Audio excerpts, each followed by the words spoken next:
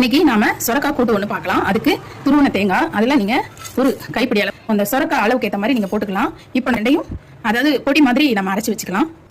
இதை நம்ம இப்போ இந்த மாதிரி அரைச்சி வச்சுருக்கோம். இது அப்படியே இருக்கட்டும். இப்போது இதில் 50 கிராம் கடலைப்பருப்பு இருக்குது. இதையும் நம்ம நுணுக்கி வச்சுக்கலாம். நம்ம கடலைப்பருப்பை பவுடராக நுணுக்கிட்டோம். அதையும் இதில் போட்டு வச்சிடலாம். இப்போது சொரக்காய் நம்ம நறுக்கி வச்சுருக்கோம். அதை சேர்த்துடலாம். ஒரு விசில் விட்டுலாம். இப்போ சொரக்காய் வந்து வேகட்டும். நம்ம இப்போ தாளிச்சிடலாம். கடுகு போட்டுக்கோங்க.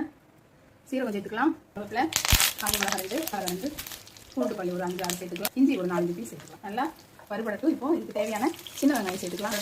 இதோட தக்காளி சேர்த்துக்கலாம். தேவையான அளவு கல் உப்பு சேர்த்துக்கலாம். கடலைப்பருப்பு பவுடர் ஆக்கி வச்சிருந்தாலும் அதை இதில் சேர்த்தலாம். மூடி போட்டு வச்சிடலாம். வெந்த உடனே பார்க்கலாம். சொரக்காய் நம்ம வேக வச்சோம் இல்லையா, அதை கலந்துக்கலாம். தேங்காயும் வேர்க்கடலையும் அரைச்சி வச்சிருந்தாலும் அதை இதோட சேர்த்துக்கலாம்.